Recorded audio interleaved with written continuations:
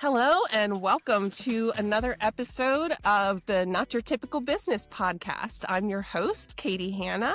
I'm the owner and CEO of Details Matter Bookkeeping and Advisory. And I have with me today Kourtney Roman, who is my really good friend, but is also now my marketing photographer, videographer, marketing consultant. Yeah. So Kourtney, give me the little 30-second elevator pitch about what you do. Yeah. And then we'll talk about your business journey. Great. We'll talk about my empire. So I'm Kourtney Roman. I own Empire Media Solutions. I like to tell my clients I'm your brand visibility partner. My goal is to help my clients' empires grow by capturing different types of media for them for their marketing purposes. There's commercial photography, videography, and design, kind of bringing it all together, making sure that all of your branding is cohesive, that you're using media in order to tell your story and really get people to know and understand what it is you do and who you are. I work really well with owner-operator businesses, small to medium-sized businesses that have some sort of team of people, but they don't have specific marketing people or on-site media team. So I can be that outsourced media marketing department for companies. And I always say, you'll want me to shoot you. And that's just Yeah, that's right. You want me to shoot you. And she has shot glasses now. I do, but you have to be a client. Yeah, she has to shoot you before you get it's like the prize at the end. It is, it's the prize. There's a little gumball machine. Not really, but that would be cute. Be like, here's your quarter, and you get a little shot glass at the end. I think they would break. It's true. They probably would break, but yeah, no, it is fun. Just a little bit of my type of marketing for my brand. Everybody knows I love tequila, so I just try to keep it on point and funny, authentic, but also with an edge of professionalism. So I should be giving out plants. Yeah, you probably should be. It's great to grow with you or something. As Maybe. They graduate from you, they get a very lovely potted plant. Yeah, I don't know. Yeah, or they signed up as a new client and here's your welcome package with a succulent. Yeah, put it on your desk and remember. They're not as easy to ship, so it just depends. Something. Like a clipping of your Monstera or something back there. Right? Yeah. Well, we could maybe then you have your clients have just little grandbaby plants of yours. Most of them would say they would kill it. I get a lot of compliments oh, I couldn't do that. You have so many plants. That's so great. I kill all mine. Yeah. Well, everybody has to have a hobby, right? This is my hobby. This is what I kind of, Maybe you need a little stress ball that's a plant. That's it. Kill. Yeah. That'll be better. That's smart. I like it. We're already marketing here. Yeah.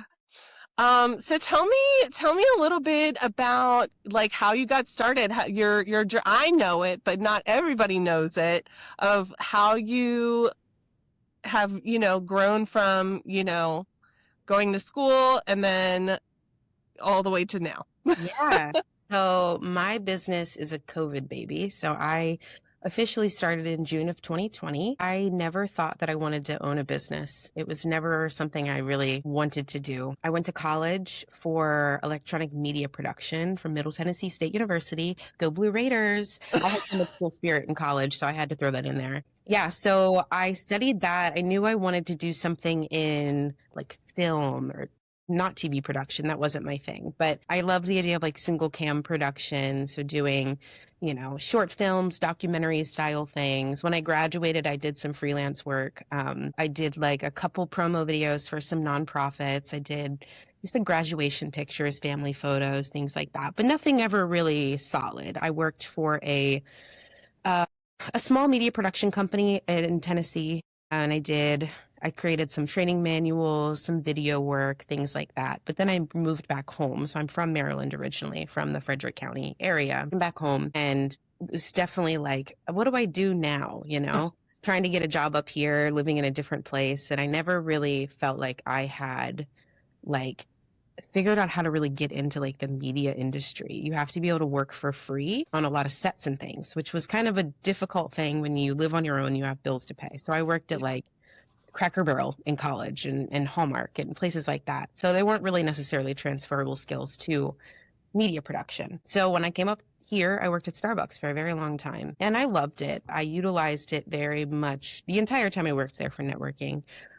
I got a job working with a local photographer, and way before I knew, but way before life even was like, hey, you should have your own business. I learned how to run a photography business before I knew I needed to know how to do that. So I was very fortunate in that sense. Flash forward a couple years, I got a job working for a real estate agent doing marketing. And through that, I learned how to transfer the photography skills that I had just from my nephews growing up and doing some of that freelance work and transfer it into a different type of photography that's not personal related, because I knew I didn't want to do weddings. I didn't really want to shoot families. I know how terrible that sounds when you say it, but this is how photographers talk.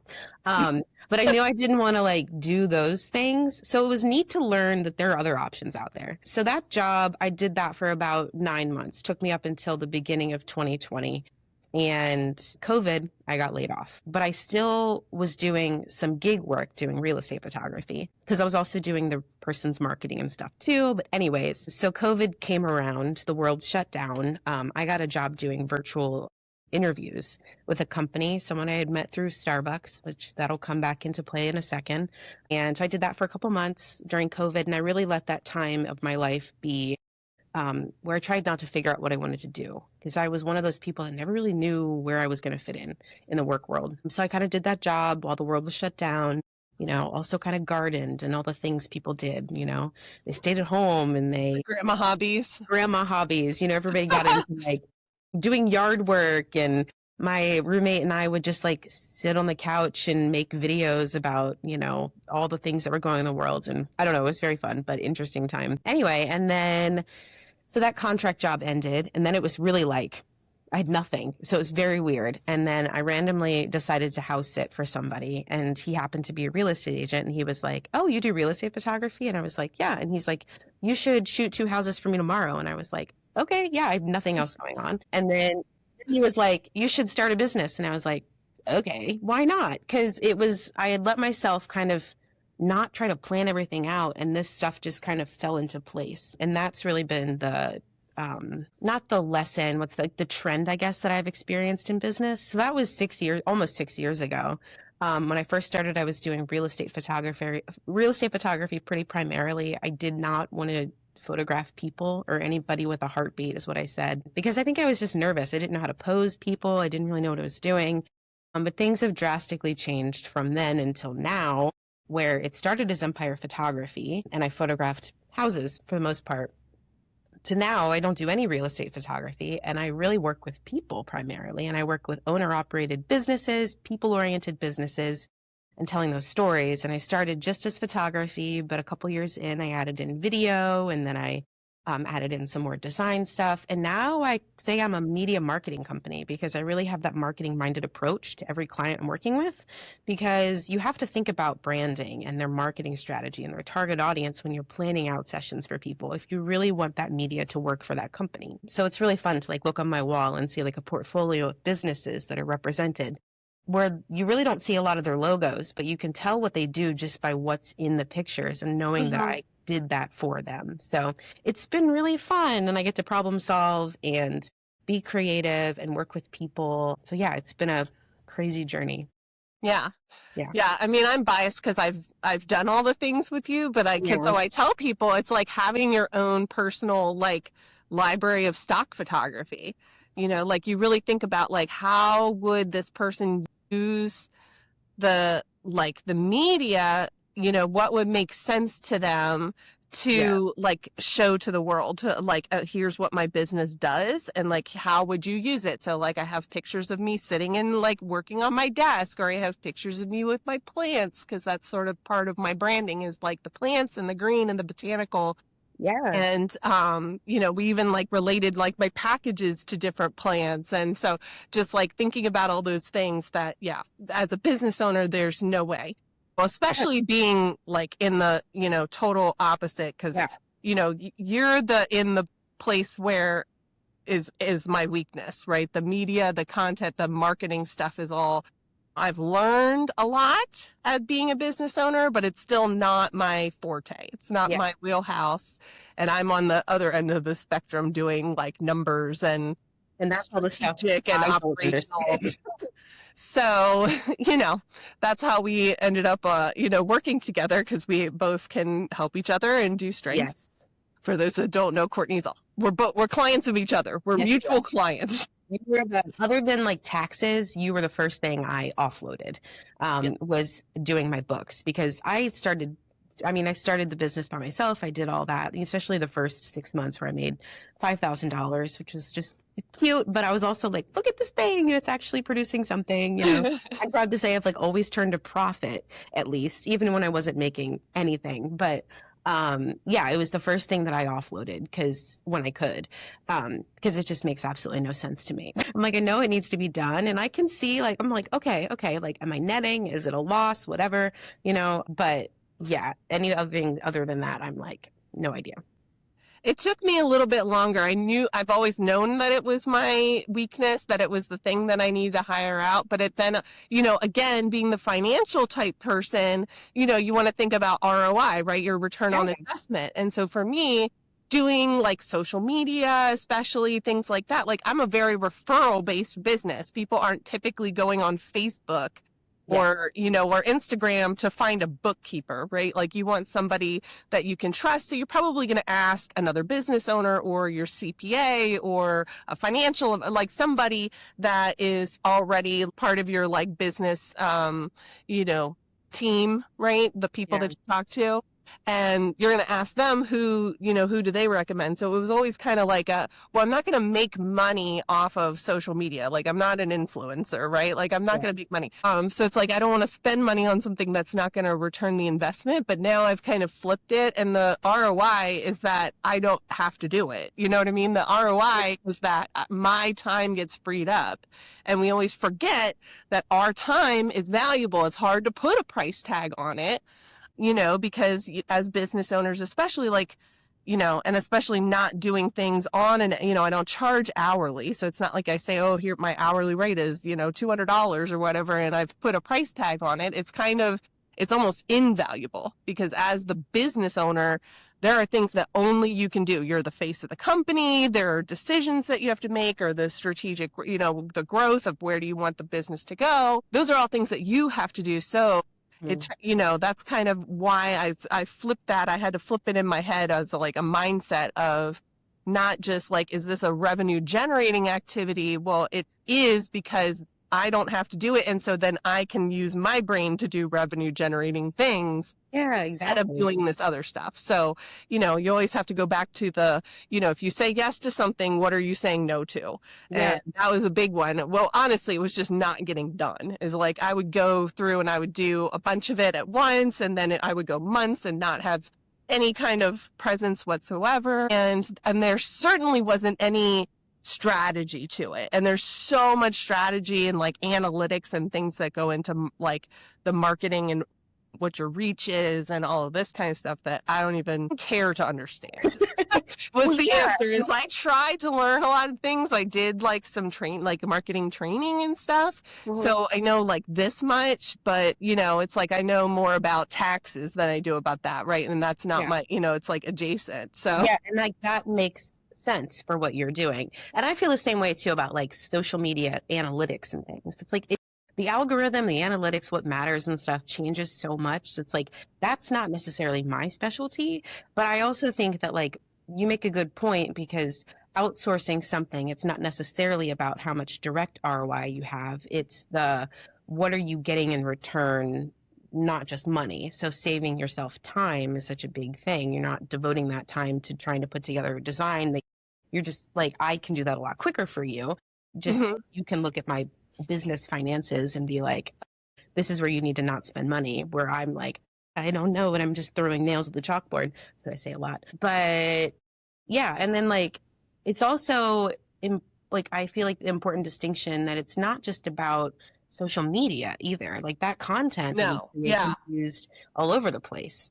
And I had a headshot happy hour yesterday and he's like, where do I use these pictures? And I was like, well, there's all sorts of places, it's like people think like LinkedIn. It's like, okay, that's a starting point. Are you in networking groups? Because you likely have some sort of profile on there.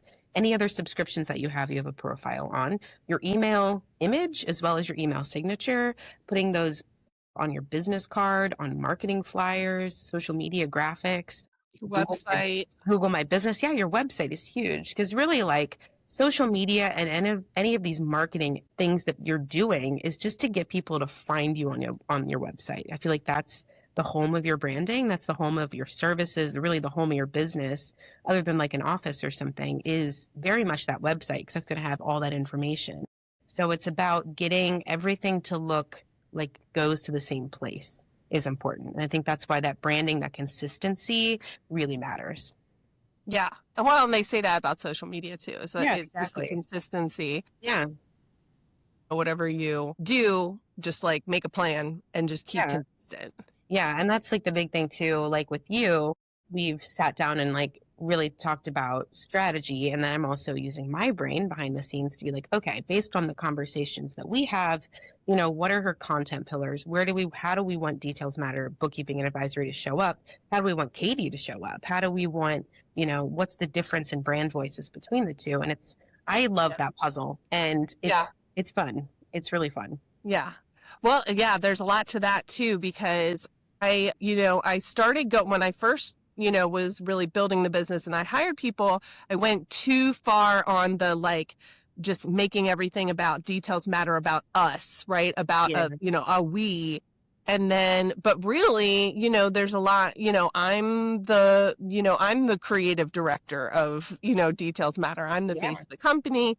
And, I have all this experience, I have my input and everything. And so it becomes about both, right? Like you need your own personal branding. If you're going to like go out there and speak and be networking and doing all this stuff, you kind of have to have your stuff.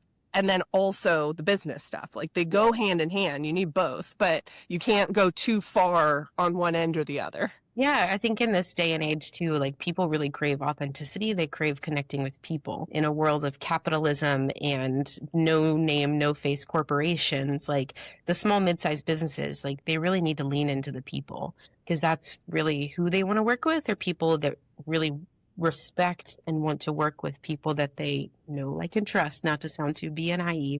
I think that's the advantage that small and mid-sized businesses have, is that they're still like an owner operator or founder or, CEO still in the loop. They're still connected. They're out there networking. And that really pertains to our, our audience, especially in like the networking worlds where we're at in Frederick. Yeah. And areas. Yeah. Yeah.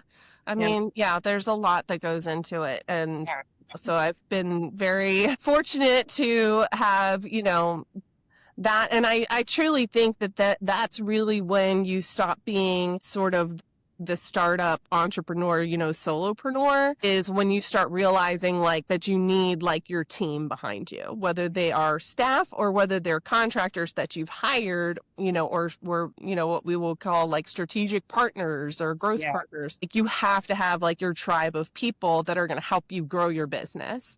And when you get from the mindset of I wear all the hats, I do all the things myself, the business begins and ends with me, and you start, realizing that you need help and there's other people that know more than you do. They're specialized in these areas. That's when you really start to get into that like growth mindset and really be transitioning into, small business owner or CEO or whatever you want to call yourself. Yeah. I'm a creative executive officer. Yeah, that's right. Maybe I'll have to come up with a fancy, well, I'm the remote controller, but that you came up with, the business financial partner. That was all Kourtney. Yeah. Kourtney's brain. Yeah, that's it. TM. Trademark. But that's the way it is, right? Like you cannot be all things at all times. Well, I mean, you can, but you're going to wear yourself out, and you're going to, it'll take me 3 hours to do something. It would take you 1. Yeah. Yeah. So you're just kind of, and again, how many things are you then saying no to because you've said yes to these things that aren't your zone of genius? Yeah. What could you have been doing? I like that, zone of genius. Zone of genius. Yeah. Good. I didn't trademark that. That's just a thing that I've heard, but like it. Zone of genius. No, I mean, like, I feel I'm very fortunate that we're friends, because I feel like I can kind of look to you as like you're that next stage of business that I feel like I'm trying to get to. So it's, I don't know, I'm glad that you're in my life, because someone I can like look to kind of as like a mentor almost, someone that's like, okay, well, she's got that benchmark. How did she get to that point? Because I'm in that really sticky, ugly growth part where like I don't know how You I'm say doing. you're the like the ugly preteen or something? What I think I'm like a really confused 21-year-old who's like graduated college but has no idea what they're doing with their life. Like that's what I feel, and has no money. Like that's what I feel like. Yeah, yeah. I don't There's a know. lot of opportunity, but where are we I going? mean, I'm still constantly like growing and learning new things and like trying to figure out what my next move is. So I get that a lot. Like I talked to that other bookkeeper that's in a different BNI chapter, and she thinks that she's mentoring me, but I get as much out of our talks together because even though like we're in different stages in our business, it's like, well, I can bounce ideas, we're in the same industry. So we can, Yeah. I can bounce ideas or what did you do? Because even though, she's just starting out, it's like she's probably done things that are different. I've learned things that I'm like, maybe I should try that instead, right? Like we don't know all the answers. I had no idea, I didn't know how to build a business Yeah. when I started. So I've learned that along the way and I'm still learning. It's like every time I keep thinking, I go through these like different phases. It's like I've had, phase 1, phase 2, and I'm on like phase 30, but there's still like 30 more to go. Yeah. So But infinity. I'm like there's phase 70 infinity. versus. Well, that's the thing. That was one of the things that was sort of part of. I've also had these like two very different, like I've been in business for 10 years, but it's been two very different journey, I don't know, like different, like big phases because, act 1 and act 2, Yeah. because I was by myself just trying, being the solopreneur, being like the only bookkeeper for the first 5. So it wasn't until 5 years ago, which mine was also like during COVID, that I really like made that transition to like, no, I'm going to grow a business. Like I'm going to build a business. I'm not going to just Yeah. like, oh, this is like my job. Yes, I'm an entrepreneur and on my own, but I really was just like doing the job. I Yeah. wasn't really going out there and trying to like do other things and build it up. So there was a huge transition when that happened. And so that's been like kind of where I am now. I'm like in act 2. I think there's probably at least a 3 or 4, but I'm in act 2 now. And, so there's been a whole, and so there's just different challenges with each, right? As you kind of, it's a mindset shift. It's a huge mindset shift to go from being the worker, right? Like the worker bee and also the business owner wearing all the hats to being, oh, I'm building something and you need a team to build something, right? Well, I guess you could build a house with one person if you knew all of the different trades, like if you knew how to do the electrical and the plumbing and the like you could. It would take you a million years, but really you need all the specialties to come with it, right? Like you need these different technical specialists to really like come with you. And, again, whether you hire them and they're an employee or whether you've subcontracted it out, you need those people to kind of like to grow it together. You can't do it all by yourself. And so like learning to delegate, learning to, well, and not even just delegate, but to let it go. Right? It's like, sure, you can delegate stuff, but it's the letting go of the things. And I've gone through multiple phases of that. It's like the stuff that you absolutely hated doing. Those things are super easy to delegate out. You're like, great, I don't want to do this anymore. You handle it. And you're not losing any sleep over it. But when you get to the stuff that you actually like doing, or the stuff that's maybe that like higher level stuff that you think that you're the only one that can do it, that's like another whole level of like delegating those and just being able to like put that trust in other people. Yeah. That was difficult. I've been through that and I'm still kind of learning and getting ready to go into another round of that, of like, I need to not be doing any of those things. Right? Like I'm going to be off on the whole other tangent and I need all of this stuff to be not my problem. Yeah. Somebody else is in charge. That's what I'm trying to get to, or like that's definitely where I feel like this year has already pushed me, is to really nail down those contractors, those strategic partnerships. Like that's really, I think, how I can grow this business, because I mean, like the end of the day, we're both business owners. Like, I feel like that's the job, right? Is like, I really love running a business and I love building this thing. And as much as I also love like photographing stuff, like I know that if I want to continue to like run this, I'm going to have to be able to like let certain things go or have other people I can bring on that I can trust that will do the work like I would do the work and treat my clients like I would treat my clients. And it's hard because it's like my little baby. And I'm like, It's really hard. It's a leap. Some of it's a leap of faith. yeah. At some point, you're just going to have, you think you have the right person and you're just going to have to hope that they are going to do it the way that, and they might not do it the exact way that you want to do it, but if they're, 90%, like that's going to have to be good enough. Yeah, but, exactly.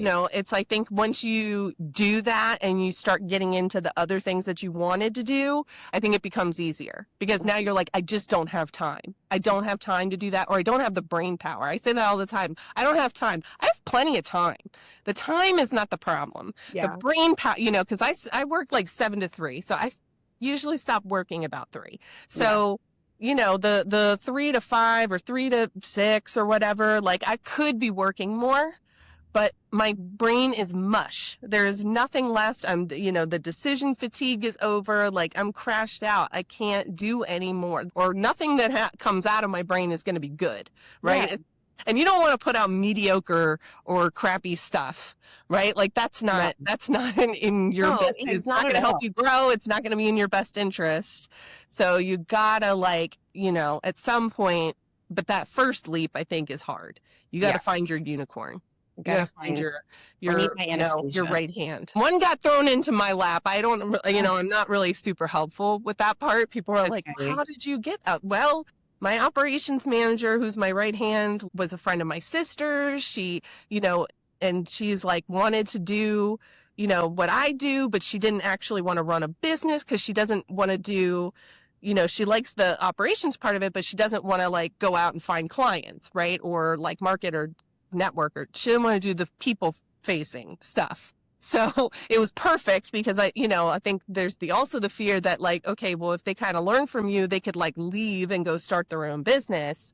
So you have to find somebody that has drive and is like, invested in helping you grow, but they don't necessarily have the drive that they want to go like do it themselves. Right. Like I think back to the photographer I worked for. I'm like, I hope she doesn't feel any sort of way, but she does a lot of weddings and I don't want to do that. So, and she's like the first person I recommend. So, yeah. I'm like, I really just need to find a Kourtney. How do I find a me?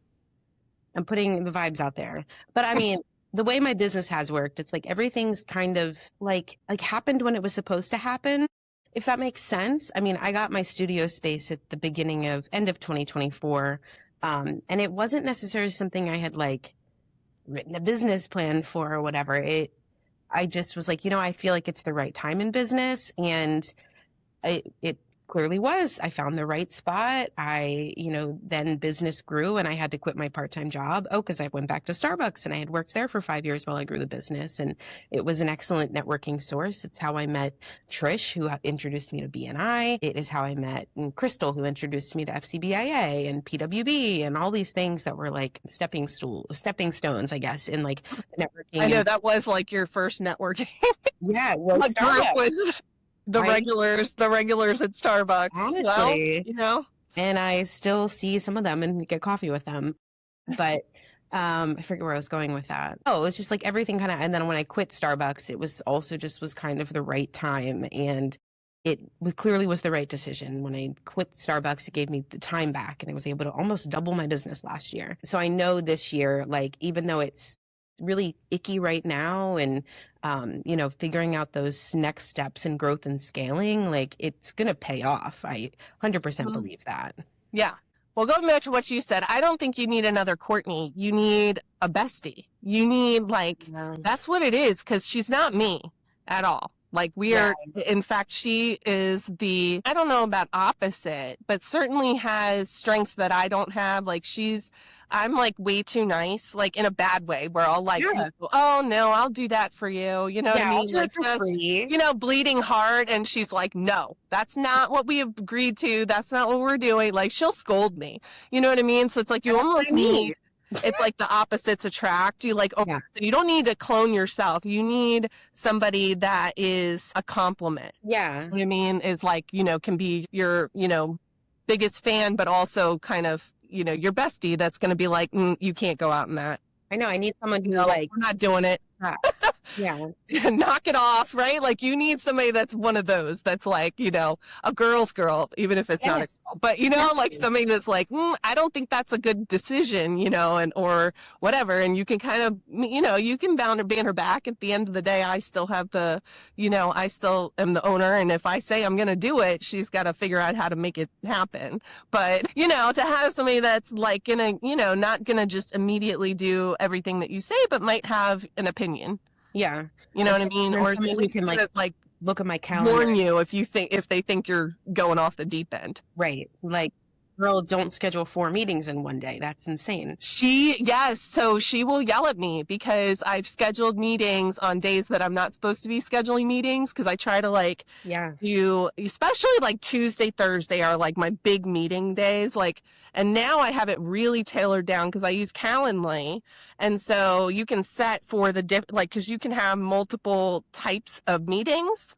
Right. So I have, discovery call is its own, thing versus I have some that are just like a 30-minute or 1 hour meeting or whatever that are mainly for clients. Yeah. And then I have an introductions that's for, if I was having a one-on-one with potential referral partner or another business friend or something. And so I can set those to certain days, certain times. So a discovery call, they can book any day, right? I want to talk to them. They might be a client that could be more revenue. So I'll talk to them any day, but everybody else can only book Tuesday, Thursday, So I've kind of now it used to be that only the meetings would do Tuesday, Thursdays. Now it's a little bit more spread out because I don't want to, you don't want to lock a discovery call in. What if they can't do Tuesdays and Thursdays because that's their day to go out and do work? I don't know. Yeah. It just might not work for them. So, they have more flexibility than other people, just a general, hey, how you doing kind of meeting. Well, and those are limited. Off your plate, the more time you have to meet with leads, to meet with clients. Well, the problem is that if you get a day where you have 6 meetings and the next day you also have 4 or 5 meetings, when did you do the work that came out of the first 6? Yeah. You know what I mean? Now you're back at, you kind of tell them, hey, I'll get that quote to you, or I'll get that, report to you, or whatever it is. I'll take care of that. And it's when are you going to take care of that? Saturday morning? Because you've booked your whole week. Right. So you kind of, that's why I like to have, you one day of meetings, and then Wednesday I try not to have any meetings at all. That's kind of my knuckle down and, focus and work. And then some more on Thursdays, you know what I mean? And so it's it's one, a day for meetings and a day for work, and a day for meetings and a day for work.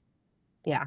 So it's kind of because the back to back, I think also is just mentally draining. If you just had every day. It's mentally draining. And then for me, I'm still so in the business too, because I still shoot the photography. I have a lead videographer now. I still do some of that, but doing the graphics and some of the editing and overseeing things. But photography is still, I try to be the lead on those things, but then that's a lot of editing, especially when there's events and things going on. And then it's I've had weeks where it's okay, I've had meetings every day of the week. When did I edit anything? So trying to be very protective of my time. Yeah, that's you need that quiet time to then do the thing that you said you were going to do that came out of the meeting or the session or the whatever. So you have to break up your week. Yeah. And I've tried multiple iterations of this, and I'll probably change it again. But so far, so good that, Tuesdays, big meeting day, Thursday, Wednesday, nothing. And then now I try and have Friday as my CEO day. So it should, I won't say that I always am good about this, because sometimes I'm still catching up from all of the stuff that happened in the week, but I'm trying to be that, that's the growth, right? That's let me develop this new, or if I need to write a SOP or record a video or think about, I want to, change something within the business. I had my coaching call today. I do that on Friday. So it's that's my thinking. I try. It doesn't always work out that way, but that's the thought process, And then I have my staff meetings on Monday. Mm-hmm. So I have that kind of going on of like, sort of the interior, planning stuff out. Yeah. So I don't know. It's working for now. Yeah, I feel like we've talked about this I feel like you were on my podcast. We talked about this kind of and then too. And I have gotten better about protecting my time. And it's about setting boundaries too, where you have to do that in business where you don't respond to emails after, a certain time or whatever. I don't want my clients to think that I can just be available any moment of any day. That's just not healthy. And it doesn't protect my free time because I really have to take care of myself, whatever that self-care looks like, by, leaving my computer at the office, or that way I can go home and be at home and hang out with my cat, do whatever that looks like in order to better function as the professional I need to when I'm at work or when I need to be at an event. And like my job is I never wanted to work 9 to 5. As I was, 5 years ago when I was looking for jobs, it was like, 9 to 5 sounds horrible, and that's kind of what you're stuck there. That's the thing too, is there's no flexibility. You have to be there 9 to 5. Exactly. And everything else is 9 to 5, right? Then every other business is 9 to 5. So it's like, okay, well, when do you run your errands? When do you go to the doctors? Right. You know what I mean? Like, when can I just say enough is enough and I need, well, I guess you'd put in for PTO. Take a mental health day, which I still do. I'm like, it's a mental health day. Sometimes it's like after lunch, right? And I'm just like, I'm not going back. I can't do it anymore. I have flexibility where I would rather work on a Sunday and then take off Thursday or something like that. Take off a Thursday afternoon, especially because as a human being with trauma, therapy and things like that. And that stuff you got to do during the week. So it's a nice balance for me. There's memes and stuff I see that it's I'm a entrepreneur. I quit my 9 to 5 job so I could work 24/7. I'm like, I don't want that either. That's not sustainable. So, setting those boundaries for myself. Yeah. Well, I mean, a big thing for me, and I think other people that are, either in my industry or similar stuff, is that it all just seems so urgent. And I think I told you, my therapist would be I would get so overwhelmed, have all this client work, they're waiting on me to do a thing. And she was like, well, are any women or children in danger? Yeah. You know what I mean? Is there a fire? You know what I mean? Are we all dying? No, they can wait till tomorrow. They are not going to leave because you didn't respond to them within 30 seconds. Yeah. Most of the clients coming into me are coming because their former accountant, bookkeeper, whatever it was, they asked them a question and it's been 2 weeks and they haven't responded. You know what I mean? You can't wait 2 weeks, but till tomorrow or till, then even the next day, 48 hours is not unreasonable for somebody to wait for a response. You know what I mean? There's nothing, it's not urgent enough, people are dying. Or if it is, call the person, don't send it. Call 911 if that's a problem. 911. My photographer has not gotten me my pictures. Yeah. The nice thing with me is the sheriff's office is a client, That's true. Not really. There's no bargaining chip there, but I did ask for a get out of jail free card and they said, ha ha ha. They laughed at you. They were just they were like, that's a good one. I was like, well, yeah. They should make those as business cards. They're not, you can't cash them in. They don't mean anything, but it would just be really funny. That would be funny. Be like, just kidding. Come work for the sheriff's office. Maybe I'll pitch that to them. We've been doing a lot of stuff for recruitment, trying to recruit more police officers. That'd be kind of funny. Those were very documentary type kind of videos. Those were kind of cool. It's kind of my style is what I realized. Yeah, that was definitely what you were talking about in the, you originally wanted to be doing. That's very on brand. Yeah. It's really, you get this real authentic vibe with that as well. I like that video especially the one with the deputies. And then they talk about every deputy I talked to. I think I interviewed 5 or 6 people. And each of them was like, yeah, sometimes you get called out for cows in the road. So then I had to keep that clip in there. And then I actually talked to the one deputy who was like, yeah, I got called out and there were 100 cows in the road. And they're like, what do you want me to do? And then in the background, you can hear me and my other videographer laugh. I was like, I'm going to leave that in there. That's kind of real. Yeah. Yeah, it's cool. Yeah, I can't move 100,000-pound cows. Yeah, right. Call the canine unit. I don't know what to tell you. Animal control. Yeah. a problem out here in the boonies. Yeah, northern Frederick County. We've definitely had cows in the road. Yeah. I've seen cows in the where we were going to Jason's house and there was like you a saw that cow? Yeah. I didn't see it, but you guys did. Yeah, I literally texted one of the deputies that I have on my phone. And I was like, just so you know, there's a cow in the road. He's like, I'm not on duty, but thanks. I'm off duty. I can't help you. She's like, call the police. I was like, yeah, call dispatch. I can't help you. Yeah. Well, hey, what else are you going to do? I know. Just call animal control. I don't know who's in charge of that. So, Katie, I have a question for you. Yeah. Where do you see Details Matter in 10 years? Oh, in 10 years? 5 to 10. Yeah, 5 to 10. I still don't know yet. You know what I mean? I keep thinking, and I've said this to like my coach. So, well, there's a funny story about when I first started with Randy, my business coach, which was April 2021. When I joined BNI, he was in the BNI chapter. I started working with him and he was like trying to get me to kind of like, think bigger, right? Because I was just starting to I was really just starting to wrap my head around, I want to build a business. And it's like, what does that look like? Right? Mm-hmm. Like, what does that mean? And he's like, well, and I said, I don't know, like maybe, like 2 or 3 staff, or he's like, well, what if you had 6? And I'm like, that's crazy. That's way too big. And I have 8 now. So why? You know what I mean? Like, so you start out with like one idea of what it's going to look like. And then you hit that and you're like, I'm not done yet. Right. You know what I mean? Like that was, that was great. It's good to hit that milestone, right? It's, you can kind of give yourself the pat on the back. Don't forget to do that. But that wasn't the end, you know what I mean? That wasn't the end zone for me. So I still don't know. I think there will be where I've built the business as big as I want it to be, because I don't want it to be this corporate monster. I'm not going to like franchise it, right? And have like, little Details Matter all over the country or whatever, because I can work with people all over the country now. So, so I haven't quite gotten there, because now I'm like, well, what if I had 10 staff? I'm about to have 10 staff, right? Like I could probably have 10 staff by the end of this year or the end of next year, right? Yeah. Like that's, so once you kind of like get going, it does start to go a little bit faster. So I haven't quite decided what the end, I feel like it's a feeling, right? Where I feel like, hey, this is good. Like I'm happy with where it is now. Or maybe I'll never be happy. Maybe I'll just be like, until I'm ready to like retire and like not do anything anymore, which I'll probably still be doing some things. Yeah. I don't know what the end's going to look like. I don't think it's going to be 50 staff, right? And like, 3,000 clients. I don't think it's going to be that big. But it could be, like I said, 10 is going to happen sooner rather than later. Yeah.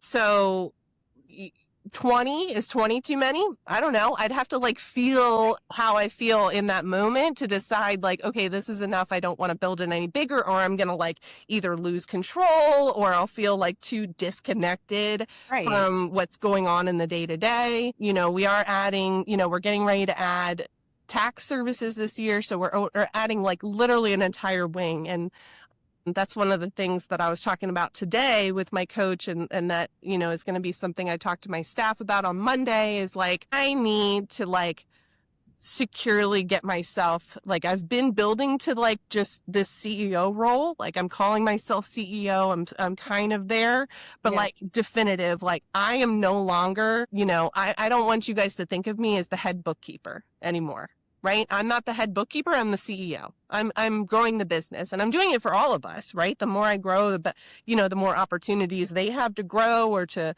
move up. If I have 20 staff, I'm going to need, whatever percentage of those are going to have to be like managers or specialists, or so there's opportunities for the staff to also, gain a new title or a new experience, or, cross train in a different direction. So, but in order for me to do this, because I'm basically building a second business from scratch. It's not quite, because it's so adjacent and it's like they're interconnected. But for me, who is not a tax person at all, and I'm not going to learn taxes, I'm not going to do any taxes.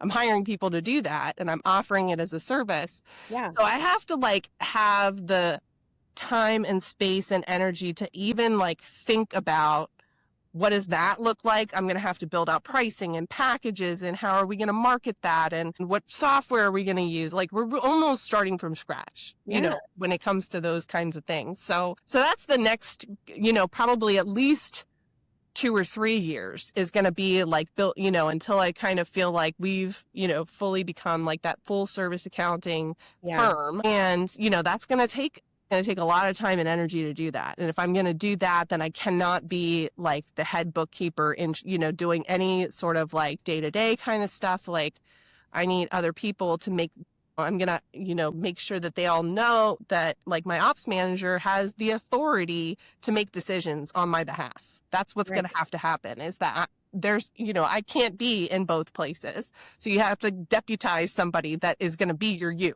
That's going to be able to make, and that person will know, is this a decision that needs to get passed up to me? Is it like a firm-wide decision, like a policy or something that we need to come up with that they need my input?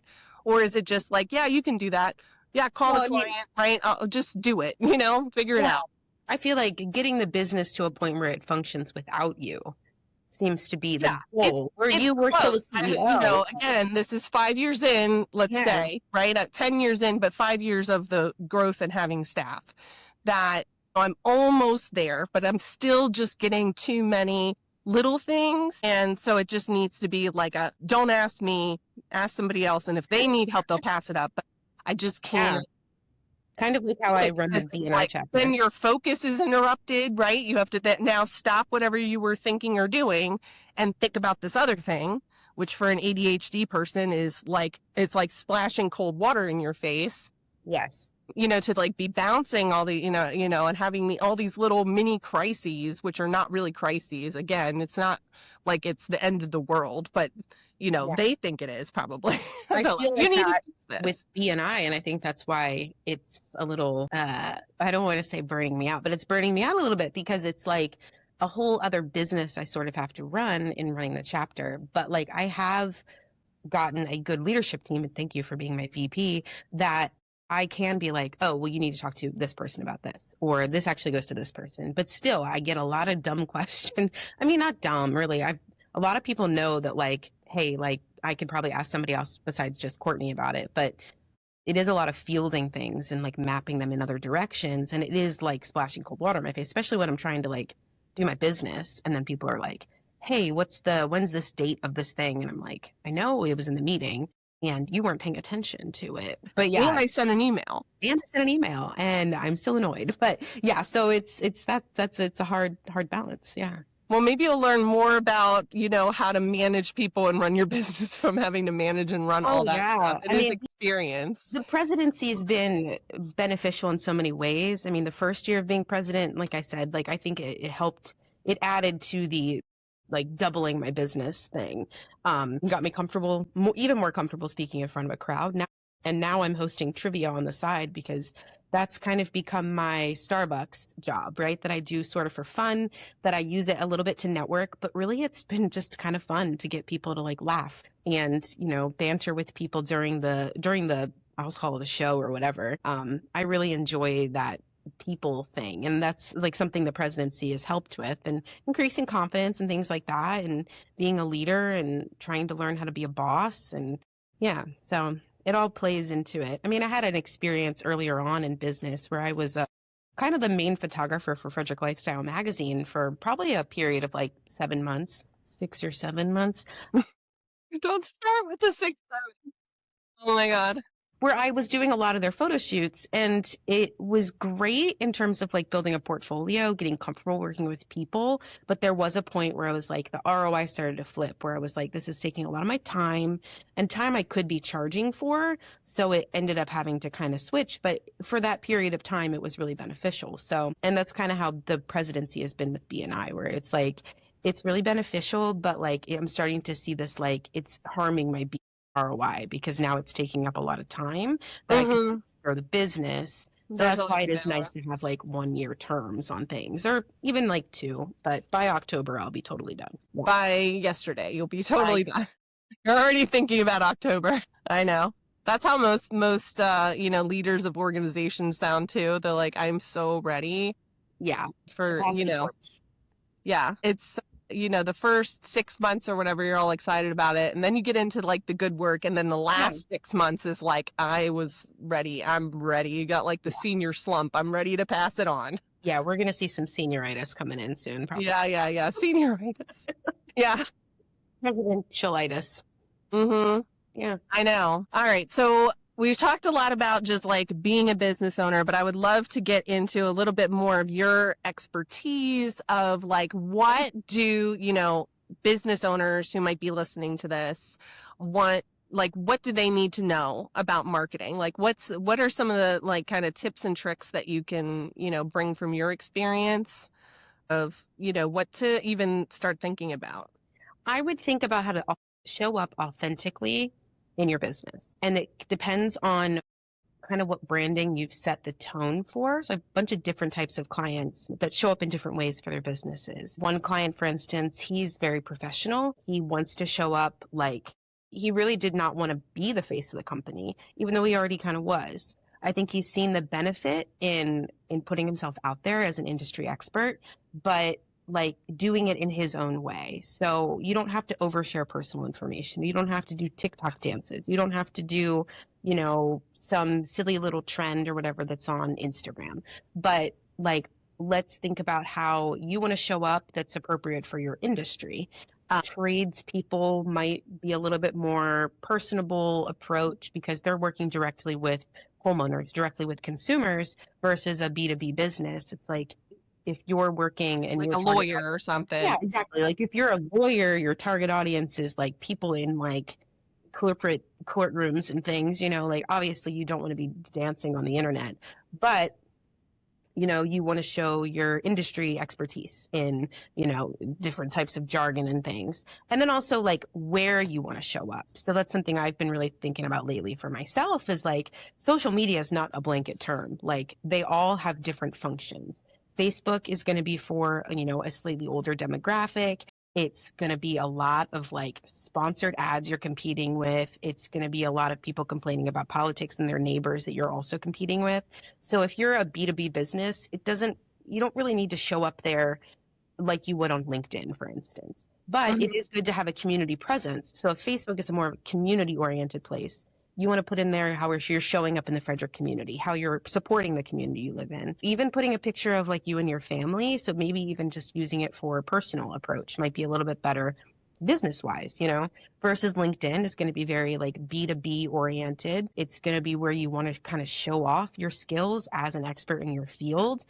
You want to show off that you're networking. You want to tag people. You want to think about those like good people to kind of be around and collaborate with. TikTok, not everybody needs to be on TikTok, but if you're a consumer facing business that has some personality and livelihood, for example, a travel agent, that's a perfect spot for a travel agent to be because that's where people are going for a lot of authenticity. They're going for like real world experiences and it's a good way to get people in. Really think about your target audience and think about where they show up and then adjust your marketing. One thing I tell everybody, my big piece of advice is that marketing is not about telling people what you want them to know.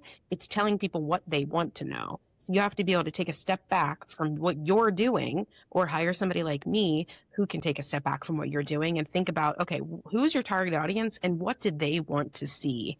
And what channels are they looking in?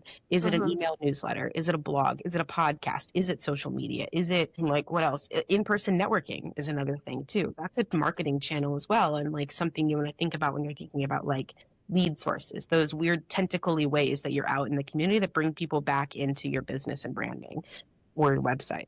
I've had to do multiple iterations. I've had to scale back because you can wear yourself out doing all those things. So you either need to outsource to somebody like you or, back off from some of the things or a combination of the two. Because again, it always goes back to like, especially as you grow, your time becomes more valuable as you grow. It becomes even more valuable. So, protecting your time. And part of that is, how are you, where are you showing up, making sure that those are all, maybe not ROI, right? Maybe not because sometimes, the networking is not to find a customer or client, but it's to find those other strategic partners.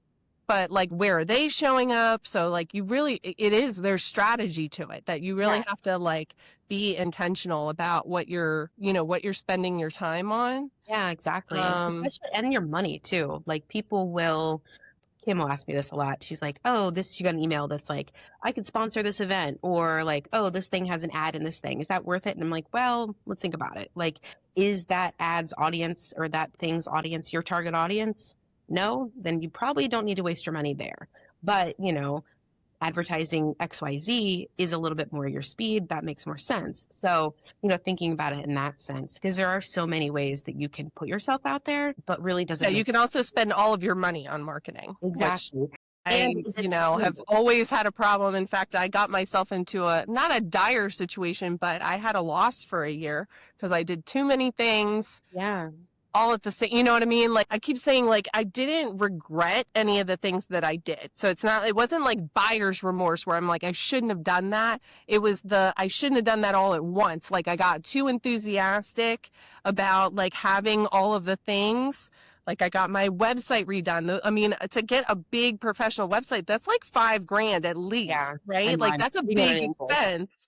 And to do that, I think it was like, I also have my brochures, my big branding and stuff. And it was an investment in the business, but it was like, did all of that have to happen like at the same time? Like, couldn't it have been spread out a little bit more, be a little bit more intentional, or, thinking about the budget of things, right? Like there are things that are going to be like beneficial to you that you're just going to have to say no to because you just don't have the funds, you know what I mean? And so maybe next year you're more like, I have it listed out who and what I'm sponsoring because people want me to sponsor. Yeah. And I want to, right? Because some of them are like community stuff and it's like, I feel very strongly about it. Might not be, like helping me. There's no ROI necessarily for the business other than some brand visibility, I guess, but it's like, okay, well, maybe I can do one of those, but I can't do 16. Yeah. I can't do every single one. So I had to like lay out, this is the things that I'm going to do this year.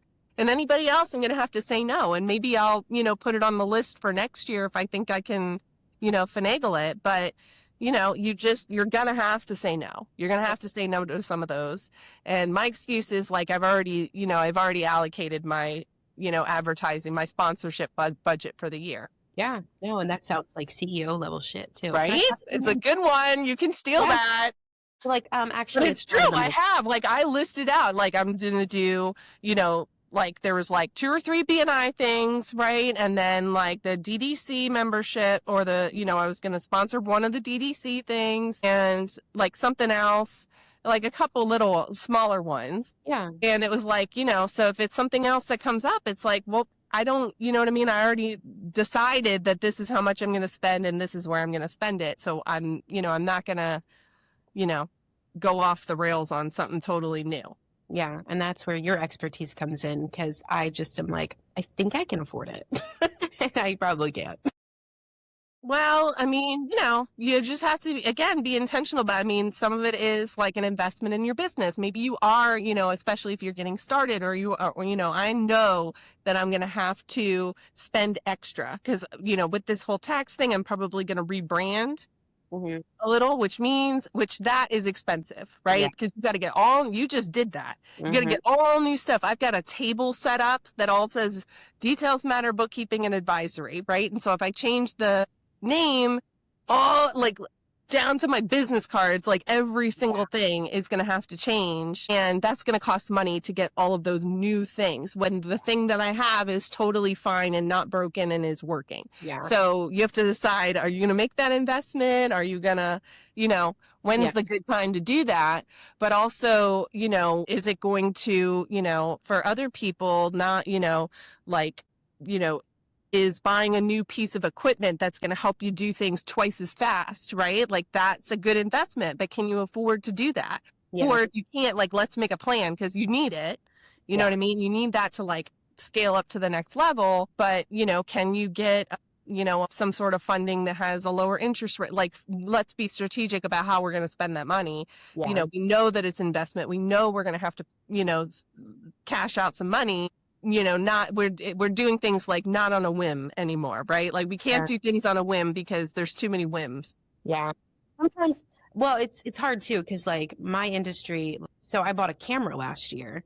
I had bought a camera the first year I was in business and that was an investment in the business. And I like I thought about it and I was like, okay, this camera cost me, when I bought that one, it was like $1,500 because it was a good model, but it was older. But I had made like $100,000 with that camera or something. So it was like, well, that made sense. I was like, it's time to upgrade because I know like it is the primary thing I need for the job, right?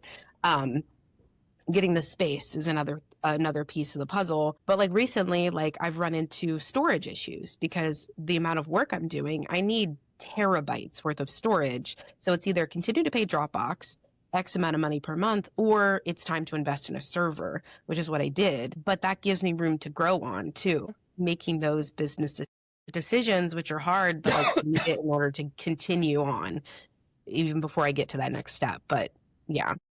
Yeah. It's just being more intentional, more intentional, trying not to be too, ooh, shiny new thing, Yes. and they're going to what if your camera broke?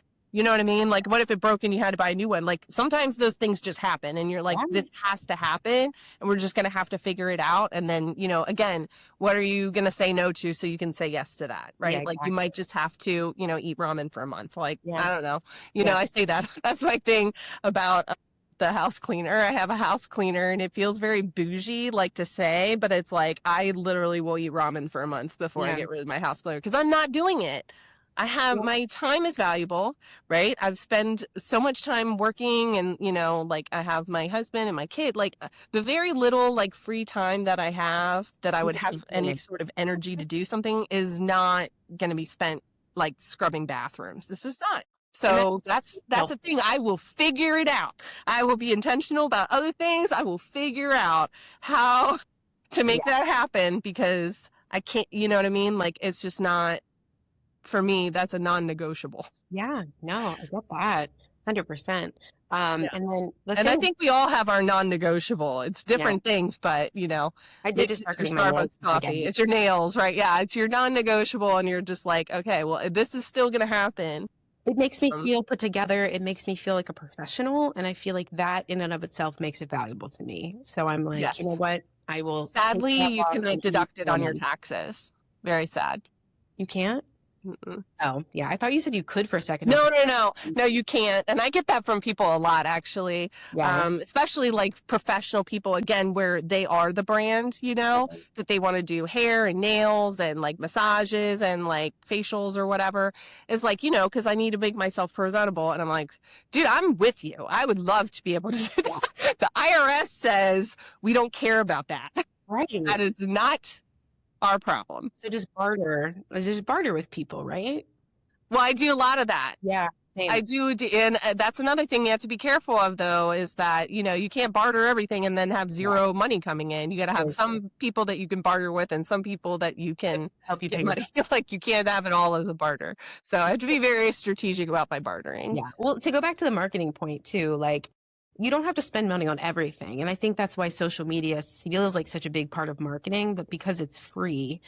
But you have to remember too, like, you're just feeding this machine that like the end user is the product and they're just being sold to all the time. So there's too much saturation in the market. Biggest tip for social media is show up authentically and don't make it feel like an ad, because people don't want to see more ads. They want to connect with people. They want to hear stories. So story-driven content is important. Learning how to tell the story of your business, learning how to like tell stories that like, talking about clients that you've had or case studies of, great relationships, great testimonials, whatever, like learning how to do that and utilize social media in that way that creates a like space people want to be in versus just feeding this machine of advertisements. Yeah.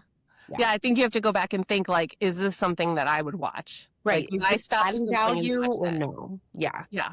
Which, and it's hard because you're baby, you're invested in your business. Like, of course you want to see more about it. So that's why I think another reason it's so important to have this like third party that's like not, you know what I mean? Like, you're invested in like helping me grow, but like you know what I mean? But you're still like a third party, like you're not involved in the business. So it's like, you can kind of look at it Yeah, a little from a different. different perspective. And whether that's somebody that you've hired, or maybe it is just like your business, like, cause we've bounced ideas off of each other before Yeah. I'd like joined your membership package. You know what I mean? It was like, I'll trade you some financial advice for some marketing advice. Yeah. Sometimes it can be as simple as that. Like, you're not asking them to do the work. You just want to bounce some ideas, and you're like, it's a two-way street. I'm willing to share some of my expertise, or something that is valuable to you to get something valuable in return.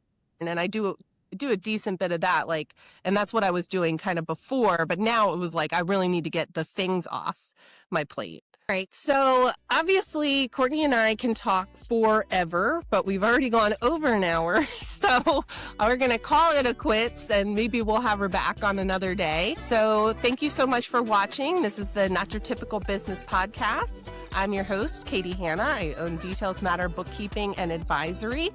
You can find me on Instagram or YouTube at Not Your Typical Bookkeeper, or you can find Kourtney at CaptureYourEmpire.com.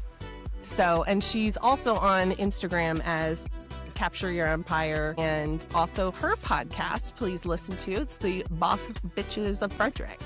So, and my podcast episode has already launched, so two-parter. So feel free to go over and check that out. But bye for now.